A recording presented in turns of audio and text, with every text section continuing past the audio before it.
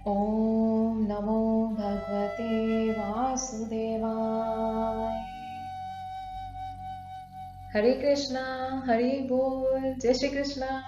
कैसे हैं आप सब? मस्त एकदम। मैं भी मस्त हूँ। तो आज मैं यहाँ पे आप सबके सामने आई हुई हूँ हमारे हिंदू धर्म को लेकर कुछ दो महत्वपूर्ण तथ्यों के बारे में बात करने के लिए। पहला है चतुर्मास और दूसरा है देवशयनी एकादशी, जो कि दोनों ही बहुत महत्वपूर्ण पावन है। तो हम शुरू करते हैं चतुर्मास से। चतुर्मास कहते किसे हैं? जो शब्द है चतुर्मास, इसमें चतुर का अर्थ है चार और मास का अर्थ है महीना। तो चतुर्मास एक ऐसा 4 महीनों का कॉम्बिनेशन है जो हमारे हिंदू धर्म में, जिनका बहुत महत्व है आध्यात्मिक दृष्टि से, जिनका बहुत महत्व बढ़ जाता है। ऐसा क्यों है, आइए समझते हैं। और ये शुरू कब से होता है, सबसे पहले ये जानते हैं। तो मैंने इसके ऊपर कुछ नोट्स बनाए हैं जो कि मैं अपने सारे फ्रेंड्स के साथ शेयर करना चाहती हूँ। तो हिंदू कैलेंडर के अनुसार आषाढ़ महीने के शुक्ल पक्ष की एकादशी, जो कि कल है, देवशयनी एकादशी, इसे हम महा एकादशी और बहुत सारे अलग अलग नामों से भी जानते हैं। इसके बारे में भी हम आगे बात करेंगे। आषाढ़ महीने के शुक्ल पक्ष की एकादशी, देवशयनी एकादशी से महीना प्रारंभ होता है, चतुर्मास। ठीक है। और पुराणों के अनुसार इन 4 महीनों में भगवान विष्णु योग निद्रा में रहते हैं और शिव सागर में जाके शयन करते हैं। इसके बाद कार्तिक मास में शुक्ल पक्ष की एकादशी पर भगवान विष्णु की यह योग निद्रा पूर्ण होती है और उस एकादशी को देव उठाइनी एकादशी कहा जाता है। यह काल चौमासा या चतुर्मासा के नाम से जाना जाता है। जुलाई, अगस्त, सितंबर और अक्टूबर, ये हैं 4 मास। और अगर हम हिंदू कैलेंडर के बारे में बात करें तो अर्ध आषाढ़, श्रावण, भाद्रपद, अश्वनी एवं अर्ध कार्तिक चतुर्मास कहलाते हैं। इन दिनों कोई भी शुभ कार्य नहीं होते। कौन से शुभ कार्य? जैसे विवाह, मुंडन, नामकरण आदि, जिसमें हम भगवान विष्णु को साक्षी मानते हैं। जब भगवान विष्णु शयन कर रहे हैं तो हम साक्षी किसे मानेंगे और कैसे मानेंगे? तो इसीलिए इन 4 महीनों में हम ये ऐसे कोई भी शुभ काम नहीं करते। लेकिन वहीं पर हम अध्यात्म की दृष्टि में बहुत इसका महत्व बढ़ जाता है।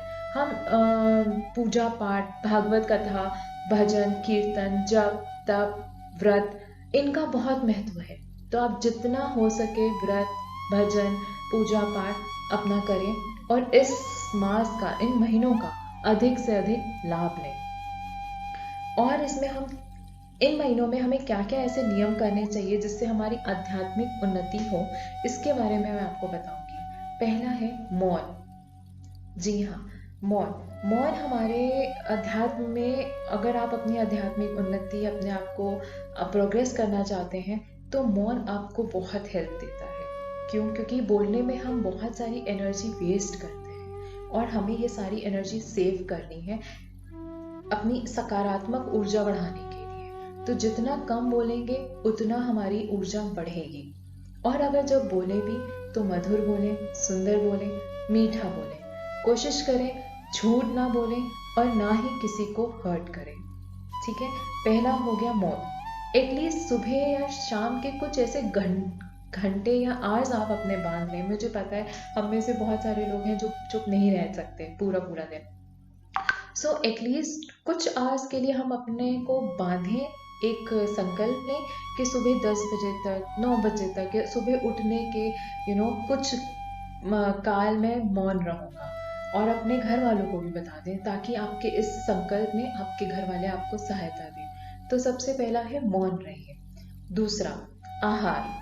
आहार खाने पीने से है मेरा मतलब। जितना सरल, सादा, सात्विक भोजन करेंगे उतना ही आपके पूजा पाठ में आपको हेल्प मिलेगा। मैं सजेस्ट करूंगी अगर हो सके तो अनियन और गार्लिक भी छोड़ दें।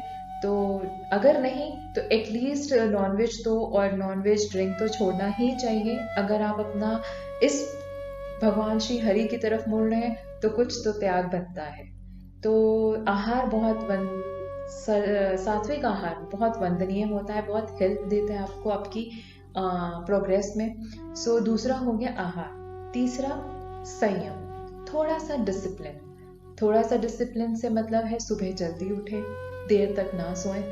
ब्रह्म मुहूर्त में उठना हमेशा ही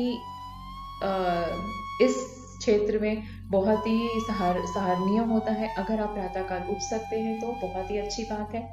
और संयम से मतलब है डिसिप्लिन, जैसे मैंने कि आपको बताया। तो डिसिप्लिन में आप सुबह जल्दी उठें, डेली अपने आप को स्वस्थ रखें, स्वच्छ रखें, पूजा पाठ जरूर करें, कोई संकल्प लें, छोटे छोटे संकल्प, 7 दिन का, 11 दिन का, हनुमान चालीसे का, अपने गुरु मंत्र के जाप का, और कुछ भी जिसमें आपकी श्रद्धा हो। पूर्ण विश्वास के साथ एक छोटे छोटे संकल्प लेते हुए आगे बढ़िए। आगे श्री हरि जरूर आपको सहायता देंगे। और हो सके तो ब्रह्मचर्य का पालन करें। ब्रह्मचर्य, भोग विलास में कम से कम लगे तो आपका इधर वृद्धि होगी। और फोर्थ है जमीन पे सोना, इसमें बहुत कार्यकर है। जी हाँ, क्योंकि अगर आप हम सबको आदत है सॉफ्ट मखमली गद्दों में क्विल्ट के साथ एसी लगा के सोने की। तो अगर हमको सुबह 4 बजे उठना है, 5 बजे उठना है, तो डेफिनेटली अगर हम उस कंफर्ट में सो रहे हैं तो हम नहीं उठ पाएंगे। मैं भी नहीं उठ पाती हूँ। तो अगर आपको इसमें आगे बढ़ना है, इसमें आगे आपने आपकी थोड़ा सा सेक्रीफाइस करना है और इस काल का ज़्यादा से ज़्यादा अपने लिए यूजफुल बनाना है, तो सुबह उठना इट्स मस्ट। और सुबह उठने में सहायता होता है अगर आप ज़मीन पे एक नॉर्मल गद्दा बिछा के एक ज़मीन पे सो सकें तो बहुत अच्छी बात है। लेकिन नहीं सो सकते तो थोड़ा हल्का गद्दा बिछाकर शायद ज़मीन का सोना बहुत कारगर है। तीसरा फिफ्थ है जप और ध्यान। सब सेक्रीफाइस कर रहे हो और ध्यान में नहीं बैठ रहे हो तो कोई मतलब नहीं है। तो आप अपने सेक्रीफाइस को वैल्यू दें, अपना थोड़ा सा ध्यान, मेडिटेशन, जप तप, कोई पूजा पाठ, कोई संयम, कोई नियम जरूर करें। सो ये मैंने सारी बातें की आपको चतुर्मास के बारे में। ये 4 महीनों का काल है, बहुत लंबा काल है। इसको ज्यादा से ज्यादा यूज करें। इसी में बीच में आएगा श्रावण भी, तो श्रावण के ऊपर हम फिर बात करेंगे। लेकिन ये 4 मास का जो टाइम है इसमें ज़रूर इसको यूज़ करें। और एक बात जो मैं भूल गई हूँ वो ये है, एकादशी ज़रूर रखें। जी हाँ, व्रत ज़रूर रखें। व्रत से आपको बल मिलता है। जब आप भोजन त्याग देते हैं तो आपका शरीर भी हल्का हो जाता है।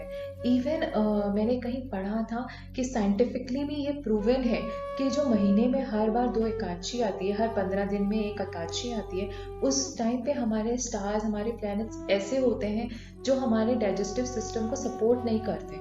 उस समय हमारा शरीर बहुत शिथिल, बहुत लेजी हो जाता है। तो from that point of view भी इट्स वेरी इंपॉर्टेंट कि आप लाइट भोजन करें।